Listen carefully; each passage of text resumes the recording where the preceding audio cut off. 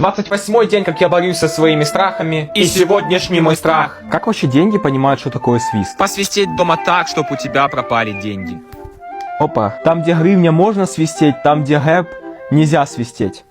Бля, гэп, сука. Чуваки, я похож на птиц, которые за окном вот этот оркестр поют. Еще вот так умею. Блять, после такого точно бабок у меня не будет, сука. Да ну нахуй. А нет, нет! Есть, друзья, есть! Боже, слава богу, это не сбылось, боже, слава богу, боже мой, слава богу. 28-й страх пройден.